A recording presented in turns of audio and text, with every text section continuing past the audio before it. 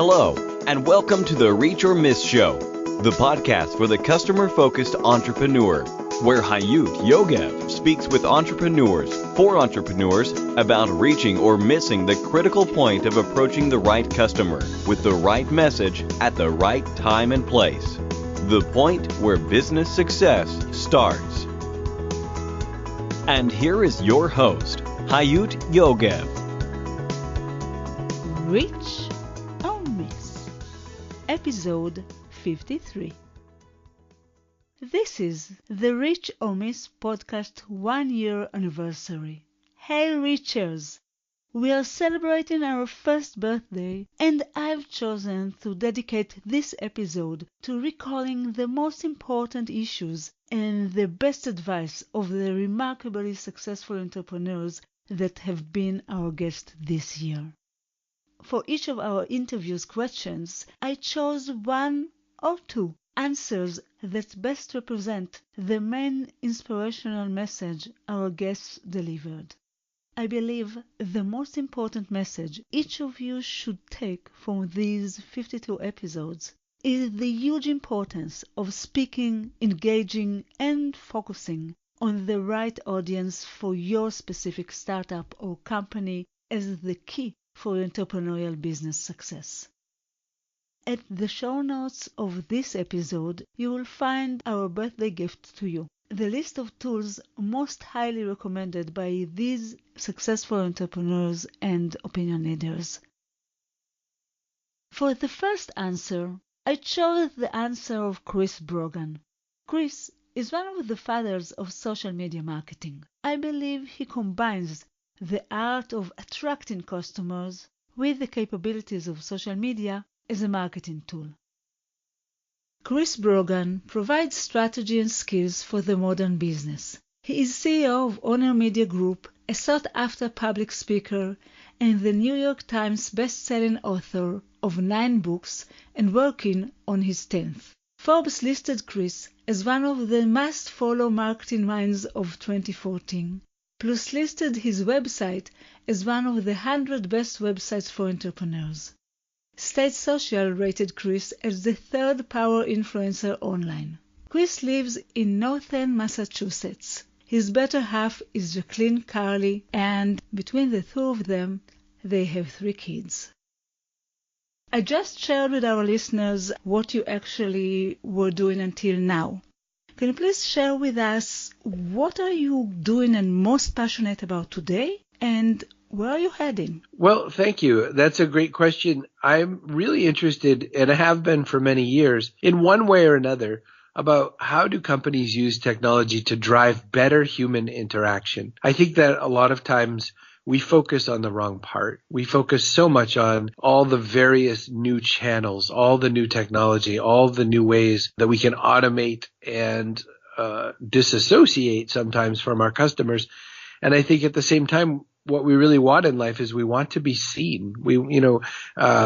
Customers really want to be seen. They want to have the sense that people understand them. Meanwhile, what the business really wants is they want people to love what they sell.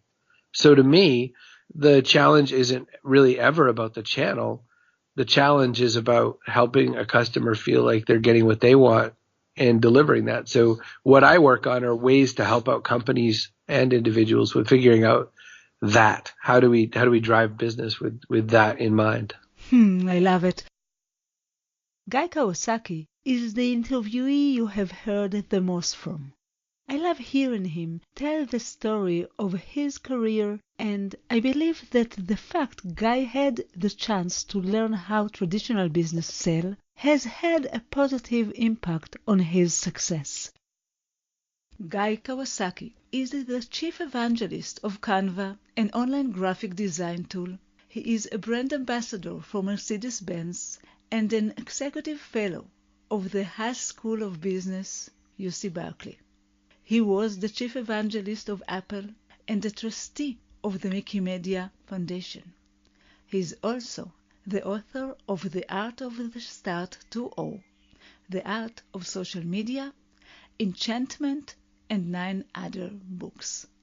Kawasaki has a BA from Stanford University and an MBA from UCLA, as well as an honorary doctorate from Babson College. You've done so much, and I wonder, how would you describe your story? Where did it start? Well, believe it or not, my career really started in the jewelry business, not a tech business. I started a part-time job when I was at UCLA getting an MBA. So I worked for a jewelry manufacturer in downtown LA. It was a small manufacturing company owned by a Jewish family. And that's where I learned sales and marketing. So I have a deep understanding and love of many things Jewish. I didn't know that. How long have you been doing sales and marketing in the traditional world, which I started in, of course, as well? Oh, in traditional world, you mean jewelry? Jewelries? Yeah, so I was in the jewelry business for about 6 years. Wow. I didn't know Yeah. that. Yeah. And the next step was really Macintosh, or was there anything between? Well, I was in the jewelry business, and then I got an Apple II, and I fell in love with computers. So my college roommate eventually hired me into Apple. I worked for a small software company for about 6 months, but that software company was acquired, and the acquirer wanted me to move to Atlanta, and I didn't want to move to Atlanta. So that's when I made the switch from a small software company to Apple as a software evangelist. Wow. And have you been evangelist during all your stages since then, or? Yeah, so I went to work for Apple as an evangelist. I left to start a company. I returned to Apple as Apple's chief evangelist. I left to start a company. And basically, I've been at Apple twice, and I've been an entrepreneur, speaker, and author since then. The challenge of choosing the customers that are most likely to adopt, use, and buy your product is one of the most important parts of business success. I love Kate Erickson's answer because it's obvious that anyone at Entrepreneurs on Fire's team knows who their customer is by heart. I advise you to watch the video of EO5's avatar. You will find the link at the show notes of this episode. Kate Erickson is a creator, engager, and implementer over at EO5, a 7-day-a-week podcast that interviews today's most inspiring and successful entrepreneurs. She is also the host of Kate's Take, the EO Fire audio blog, and author of The Fire Path, a beginner's guide to growing your online business. Kate is passionate about helping entrepreneurs create freedom in their business and life through developing systems and processes that can help their business scale and grow. Can you please tell us who your customers are today and the story about how you figured out who are your most passionate potential customers or consumers? Okay, so for the business EO Fire, our perfect customer, who we often refer to as our avatar, is a mid-aged male who drives to and from a corporate job every single day and who sits in a cubicle, who's not happy with the way that his life is, who comes home at night, gets to spend very little time with his kids and his wife, and then sits on the couch wondering, why is my life this way? Why do I spend most of my time going to a job and doing things that I don't like? And why am I spending so little time doing the things that I love the most, like spending time with my kids and my wife? There has to be another way. So the reason that we found that to be our avatar is because what we were able to provide that person is this inspiration and motivation from entrepreneurs who have created successful businesses, who have created freedom in their life so that the majority of their day is spent on things that they love. And the very small portion of their day is maybe sometimes, because we all have to do things that we don't like sometimes. But we're trying to flip that script so that our perfect customer comes to us for that inspiration, for that motivation to learn how they can get out of that corporate job so that they can create freedom in their life to be spending more time with their family or whatever that freedom is for them.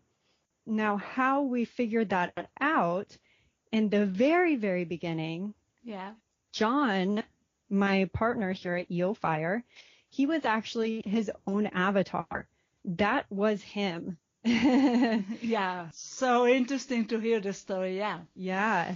So yeah, that's how we first originally kind of came to that. And of course, there's been many iterations with that. We've learned a lot more about our avatar since we launched the business, and it's continuing to evolve. And of course, Hayut, as you know, that's not the only person that we speak to. But I have a feeling we're probably going to be getting into that a little bit more here.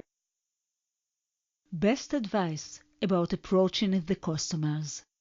I chose 2 answers for the best advice given. The first answer is the answer of Michael Stelzner. Beside being one of the most successful entrepreneurs that has a huge impact on social media as a marketing tool, Mike's answer represents the answers that most of our guests constantly repeat. Talking with your customers is key. Michael Stelzner is the founder of Social Media Examiner, author of the books Launch and Writing White Papers, and the man behind Social Media Marketing World, the industry's largest conference. He is also host of the Social Media Marketing Podcast, founder of the Social Media Marketing Society, and host of the weekly Social Media Marketing Talk Show. You know, we are all about entrepreneurship and startups and talking about how to react and act with your customers. And I wanted to ask you about your concept or beliefs on the way a startup or entrepreneurial business, which you have been as well, should approach its customers, and give our listeners your best advice for their customers' approach or focus.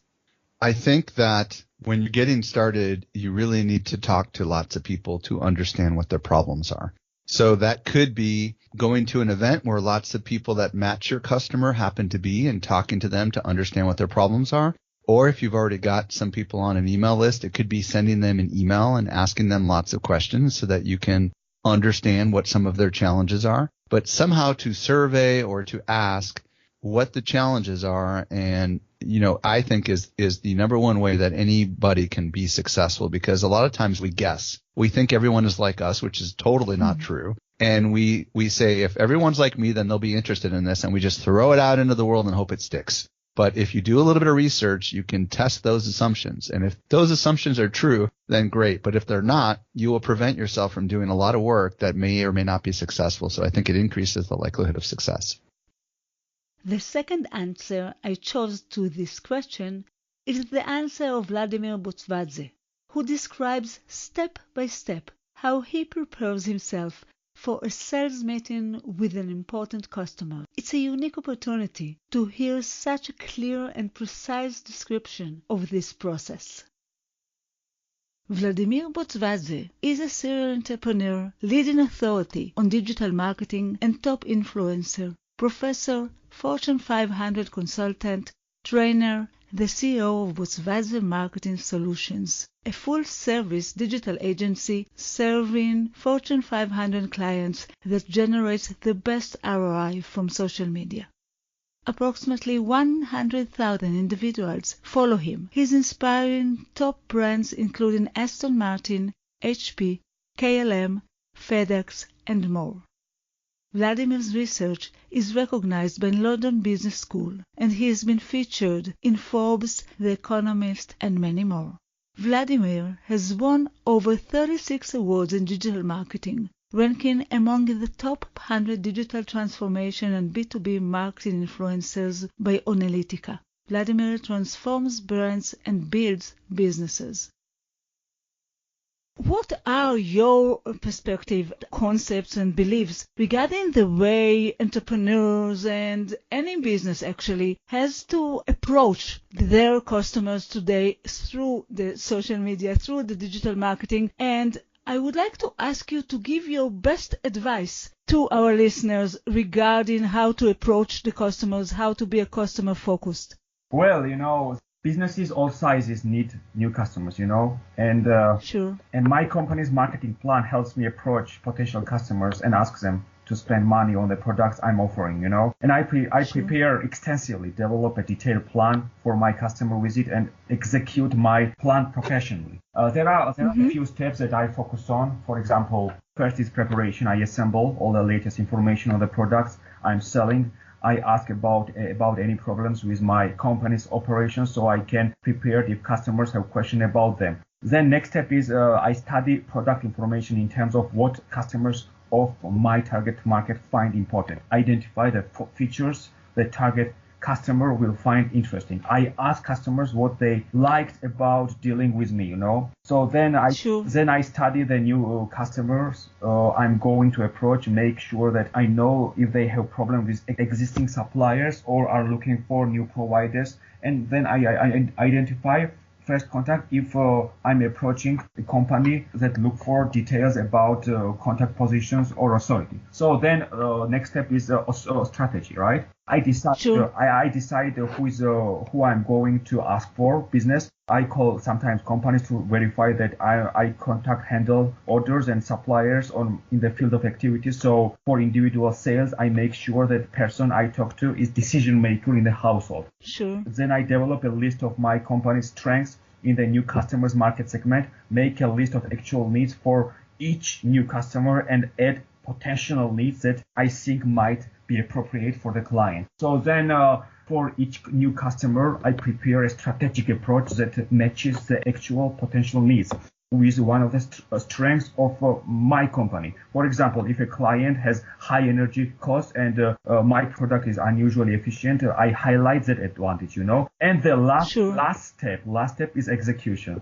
I make sure I make an appointment with my potential new customers, arrive at the agreed upon location, and dress well but appropriately for the industry. After introducing myself, I start meeting by asking about the client's business to verify that my list of clients' potential needs is accurate. So then I introduce my company as a potential supplier by executing my strategy of emphasizing the advantages that correspond for the client's needs, provide documentations that substantiate my company's capabilities. Then the last two steps are I conclude the meeting by asking for a commitment. If the client is not ready to order, I ask when they might decide to place an order. Make sure that I leave with an agreement on the next step where it is timing for a decision or date when I will call back. So such a written note, the client thanking him for the first time and reminding him of the next step, I agreed to make sure that I take the next step unless it is clear that the customer has no interest in placing the order. So these steps of approaching my customers works, because our company have thousands of successful, happy clients, and we are pretty proud of them, of their successes, and how everything works. Sure. If I take what you said, which is extremely interesting, Yeah. The main two things that I take from you, and tell me if I am correct in that, the main two things that I felt that should be emphasized is, first of all, how well you prepare the meeting and how well you study the client. Of course. And understand the client, what is important to the client, what their needs are. And the second thing that you said, and I think should be emphasized, is that you, unless the client is not going to make a purchase, you are actually leave it to yourself. You don't let the client say, okay, one day I'll call you, but you say, when should I call you back? Is that correct? Of course. We have a different approach to customers. And what is my biggest success due to the right customer approach, right? We offered personalized customer experiences and we took advantage of positive social proof. We remembered that the quality is important than speed. Mark Hemion is a successful entrepreneur that sold one of his startups to Google and YouTube and merged another startup with a global leader. He decided to close his last company, although it had 900 customers and revenues, and managed to return half of the investment before deciding to take a break from tech. I've always been someone who likes to make things, whether it's applications or software or art. And I'm actually I'm a recovering entrepreneur, I like to say, I guess. Last year I closed a startup that I had founded. We can get into this a little bit later, but I closed a startup that I founded in California, sold my house, and kind of took a break from tech. After 20 years of tech, kind of took a break and moved out here to the north shore of the island of Oahu, where my wife is from. There is a paradox in all these great quotes we read that you learn so much from failing and it's all about the experience. But I got to tell you something from my point of view, when you fail, it really sucks. It hurts. You let a lot of people down. People lose their jobs. Investors lose their money. There's real consequence. And I don't want to glaze over the real consequence of failure. There's consequences. There's bad stuff that happens. It isn't all like, okay, well, I learned a big lesson and I'm a better person for it. It hurts. It leaves scar tissue. I had what people would call a success. I had a startup in 2010 that got acquired by YouTube and Google. I spent 4 years working there at YouTube and Google and loved it. And they acquired our company. We had a cash windfall from that. It was more of an acqui-hire, not necessarily an acquisition. Yeah. So, but it was still great. Our family was able to buy a home. I was able to pay off tons of debt that I had accumulated from years of building startups. And I thought wrongly, but I thought I was a good entrepreneur because I had an exit. But you know what? It didn't matter. Like I just got lucky. We had a great team and I just was a lucky random dude with a bunch of other, talented engineers. And we just got lucky. It doesn't mean we were good entrepreneurs. Because we got acqui-hired does not mean we are good or better than any other entrepreneur out there who is racking their brains trying to find market fit, having a tough time. You're just as good as any company that gets acqui-hired. Ship, a company I love, SHYP, shut down today. They were incredible. That startup was amazing. Their founder, brilliant, killer team. I used it once. It was like magic. I hit a button. A guy shows up at my house, grabbed the thing I wanted to ship off the table, put it in a bag, and it was gone. It was so cool. And that story is repeated every day. Thousands of brilliant, smart folks, don't hit financial success. When I was up to my ears in debt too, by the way, I'd listen to these podcasts and I'd listen to some guy or gal who's made it and they say shit like, oh, well, money doesn't matter. I'm like, yeah, easy for you to say. I can't even pay my bills. I can't even put gas in my car. So for those who are listening, who are struggling on that financial, I get it. You can't think straight if you're in debt up to your ears and if you can't pay your bills. It is the most stressful, terrible thing. And if you're going through that, my heart goes out to you. I've totally been there. I had a point where we moved up. I did design for a company called dig.com in San Francisco in 2008 or so. And, we had nothing. I moved up there with 3 kids. I was the only employee with kids, I think. I was married with 3 kids, young kids. And we rented the crappiest house and the heat didn't work. And we would all sleep in the same bed at night. Wow. And I'd go to fill up gas in the morning. I didn't know if I'd have enough money to make it into work because we were just paycheck to paycheck, But working at Dig, I met some friends who were engineers and we started working on our little startup at night. And that's what led to YouTube and Google. So had I never made that sacrifice to move my family up to San Francisco and, not have just kind of, I don't know, it was a huge sacrifice. San Francisco is very expensive. But had I never done that, I would have never landed at YouTube and Google. And I would never, I don't know, I wouldn't be here right now. I'll tell you that. That's right. And so then I was like, well, gosh, okay, maybe I do know how to do this entrepreneurial thing. And I said, Kevin, good job on Hodinkie's kind of going. I'm going to go do my own. So I went out and I raised $2.3 million on my own and created a design company called Design Inc. And we helped companies find designers. We built a platform for it. So you could go on there and say, hey, I need help with an app or a logo or whatever. And we'd match you up with designers that I handpicked. I handpicked over 2,000 designers, interviewed them, wow, scrubbed them. Yep. and it did pretty well. But we got to a point where we were making revenue, but not enough to push on to a Series A. And so with $1 million left in the bank, I closed it down. I gave half the money back to our investors. That was the last one? That was the last one. That was the summer of last year. But why do you see it as a failure? Oh, this one hurt the most because, when I left Google and did North, it was with Kevin. He kind of raised that $5 million. I was his co-founder. This last one, this was mine. I was the founder. I was the driving force behind it. I think being a co-founder is cool, but it's kind of easy,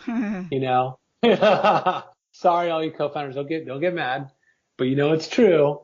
They're not taking near the risk that the initial person has when they have the vision and the drive. And I thought I built a platform that I wish existed, that I thought the market wanted, and it just didn't. And I was like, crap, I was wrong. And that sucks. It sucks to be wrong. Yeah, but you will be right again. Yeah. Everything is okay. Who are your customers there? Who did you approach? We had over 900 companies use Design Inc. It could be a small, medium, or large business. We had Facebook use us. We had Google use us. We had insurance companies use us. Anyone could use Design Inc. It was free. It sounds like a great success to me. And it also sounds, really, I must say. Oh, no. Finding out that it's not going to be as successful as you promised and closing it and giving back some of the money, I think it's success. And you said at the beginning of this conversation that a person is choosing what is a success for him. Well, biggest success due to the right customer approach. For the biggest success, I thought you would love to hear Bruce Van Horn's beautiful story. Bruce Van Horn is a best-selling author, speaker, thought leader, transformational life coach, business and leadership coach, marathon runner, and cancer conqueror. Bruce hosts the Life is a Marathon podcast, which has millions of listeners in over 210 countries around the world. Bruce is passionate about sharing his life experiences and respected insight to help people overcome their negative thinking and limiting beliefs and develop a winning mindset. Bruce loves coaching people to become the fullest expression of who they were created to be. He lives in Richmond, Virginia. And now I would like to ask you to share your biggest success with the customer. And I would like to ask you to tell us a story of perhaps your greatest or the one you remember, the most significant success as a result of the right customer focus or something that you did right with customers, or if you prefer to tell about one of your customers' story, it's okay as well. Yes, sure. So I worked with a CEO who he was a brand new CEO of a large and I won't mention his name or the organization because of a confidentiality agreement. But this was one of the largest spiritual organizations here in the United States.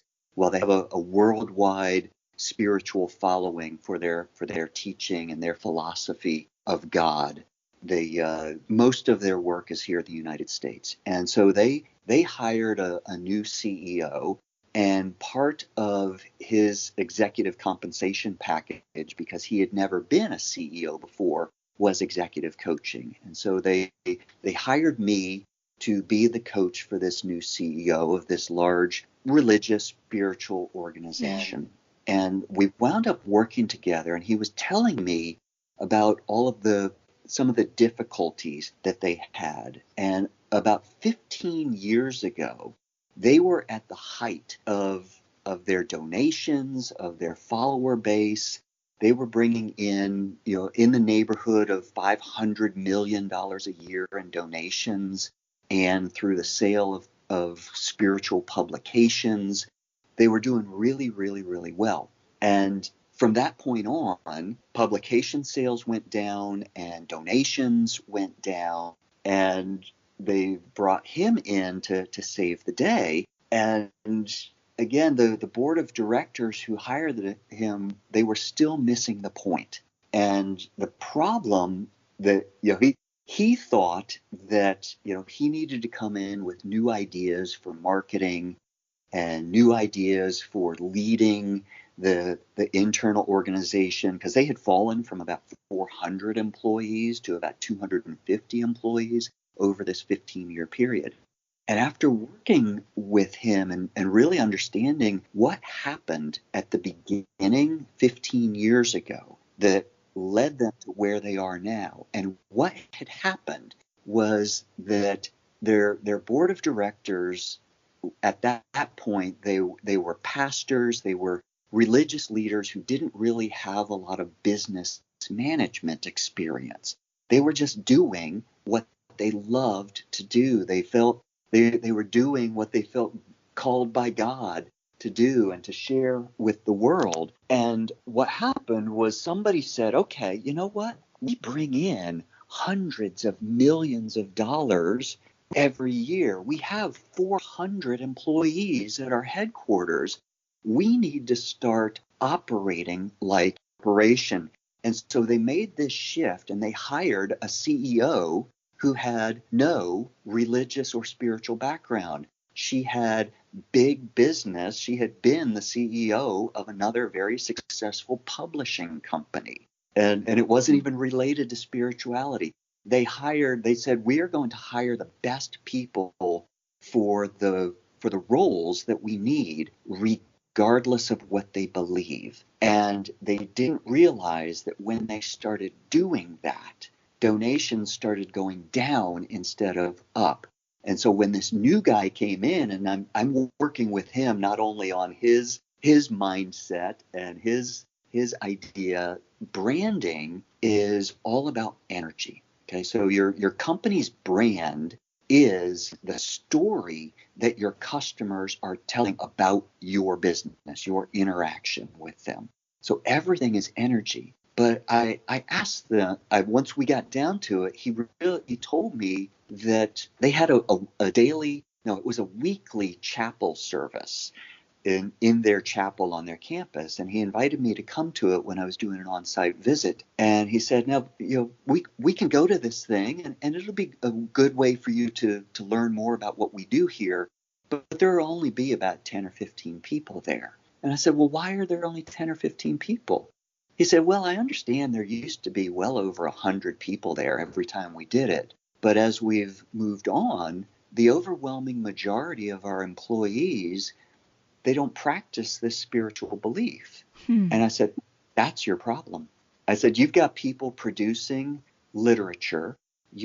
Everything is energy. So everything radiates out from the person who answers the phone to the person who develops your marketing literature or your prayer guides or whatever it is.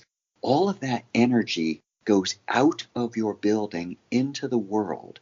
And if people who are working in your organization don't believe the very same things that you're encouraging other people to believe, that energy is attached to every box. It's attached to every phone call. And I said, your problem isn't going out to attract more customers. Your problem is all internal. You've got parenting issues. You need to, and part of it is going to be by starting to shift that philosophy. And again, I go back to Zig Ziglar, who always said, hire for attitude, not aptitude. And they had done just the opposite. They had hired for skill set, not for attitude or energy or belief. If you hire people who are totally on fire for your product or service or message, then that energy will radiate out, and we can send them to marketing training. We can send, we can send the right people off to IT training. But if we just bring in outsiders who only care about IT and not the overall message of the organization, that's the problem. And so the success was that once he started making that idea and communicating that back to the board of directors and back to the leadership team, they did go through a round of firing, and they wound up bringing people in who were out in the field already believing in their belief system. Within a year, donations and publication subscriptions were up over 50% from where they had been the year before that. Wow. Recommendation of a tool for customer focus, marketing, or sales. As I promised, we prepared a full list of most recommended tools of our most successful guests at the show notes of this episode. For this answer, I chose Joe Polizzi's answer about the best tool he relies on the most.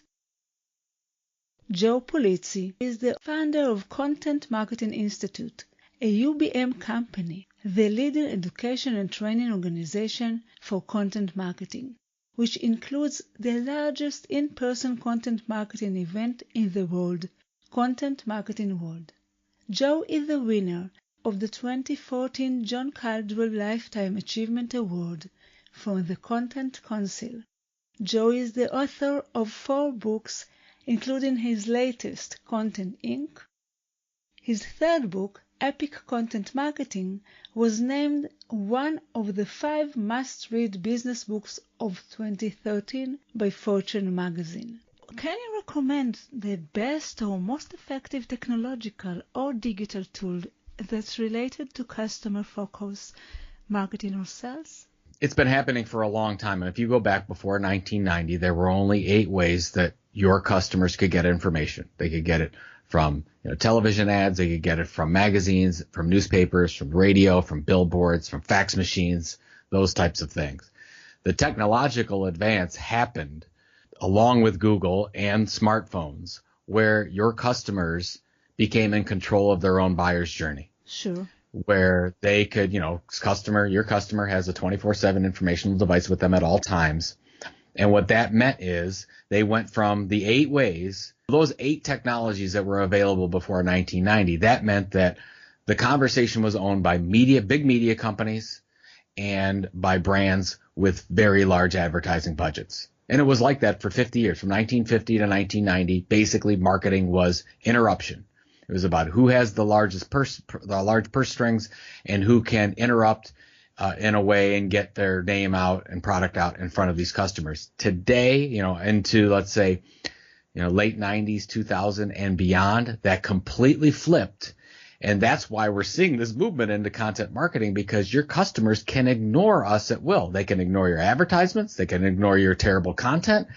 Everything you're trying to push, they don't care about it. They don't care about what you have to sell. They only care about their own needs. Sure. And that's where really that's why we can have a book called Killing Marketing. That's why we can talk about these changes, because we've had to change in marketing, because we have to figure out, look, it can't just be about us.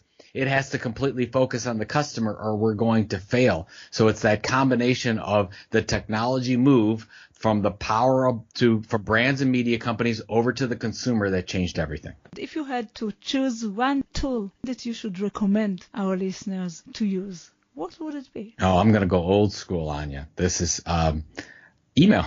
The number one thing that I would do if I'm starting fresh today, as we record this in 2017, and I'm like, well, what's going to carry my business forward?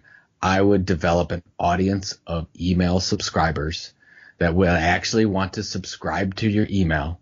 And then from that email, that's where you will generate your product and service sales. So I would absolutely 100% focus on email. It is the audience of subscribers that we have the most control over. Social media is fine, and Facebook and Twitter and everything else is fine, but you don't control those connections. They're controlled by Facebook and Twitter and YouTube and everyone else. And they will take away your rights in a heartbeat, which they've done brilliantly over the past 5 years. So what do we have to focus on right now? And I would say that it would be email. Recommendation of a person or a book that impact your customer focus and success. I couldn't find a more beautiful answer for this question than Jeff Bullis's answer. Jeff included some great recommendations here, but also used this answer for a last piece of guidance.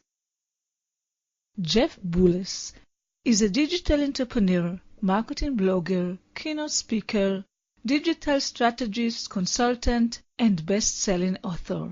He works with companies and executives to grow their online personal brand businesses through social, digital, and marketing automation. And he gets over 5 million visitors to his blog per year.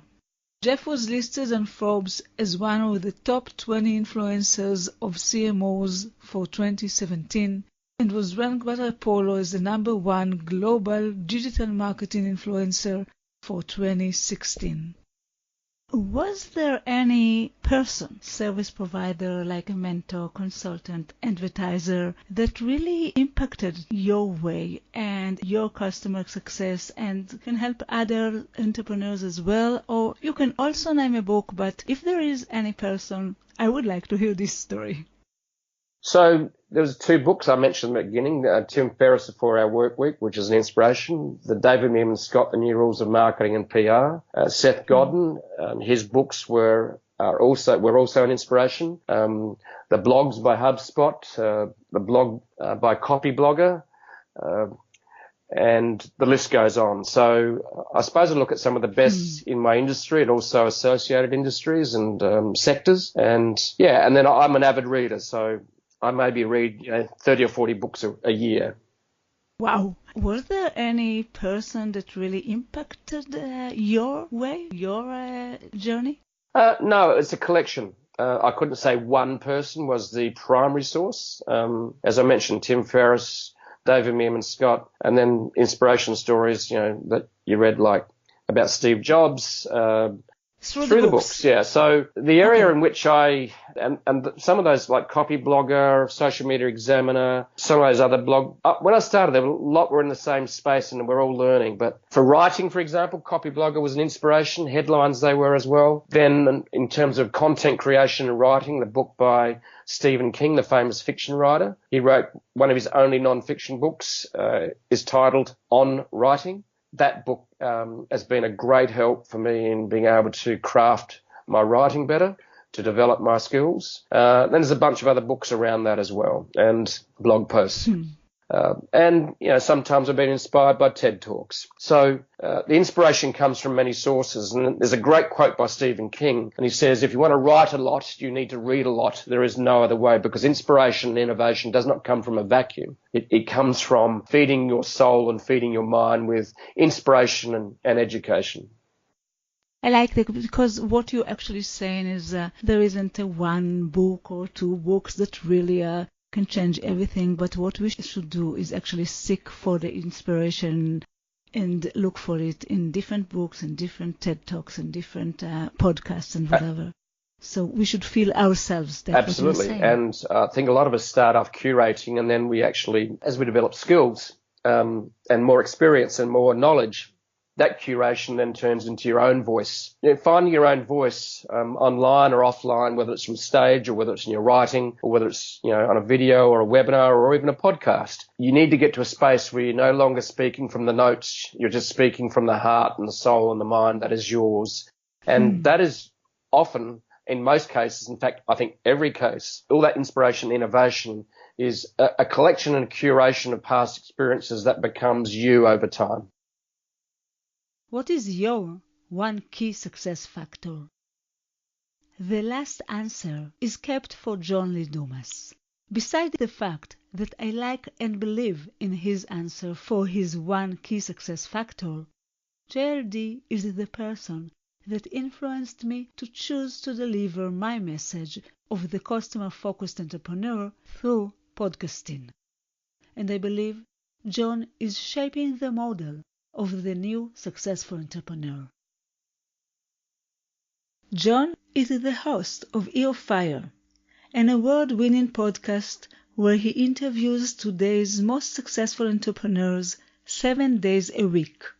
JLD has grown Ear Fire into a multi-million-dollar a year business with over 1,500 interviews and 1.5 million monthly listens. He is the author of the Freedom Journal and the Mastery Journal, 2 of the most funded publishing campaigns of all time on Kickstarter. And all the magic happens at eofire.com. There are many things always that affect success. I want to end and ask you about your key success factor. I would say that in a nutshell would be my investing in myself through mentors, through masterminds, because I didn't know what I didn't know. And I didn't know a lot about podcasting, but I knew that if I was willing to invest in myself with the right mentors, surround myself with the right people via a mastermind, that I was going to be able to give myself the best opportunity to succeed. So, I had to do it. Just like you, Hayut. You've invested in yourself in many areas, and you're deriving the success from those investments. It's people that are not willing to invest both financially and time-wise, because it's not always just about investing money. It's about investing your time as well. And those people that aren't willing to invest in themselves with those two things are going to have a lot harder road than people that are. And so for me, investing in myself with the mentors, with the masterminds, with the communities, with the conferences, it's been everything.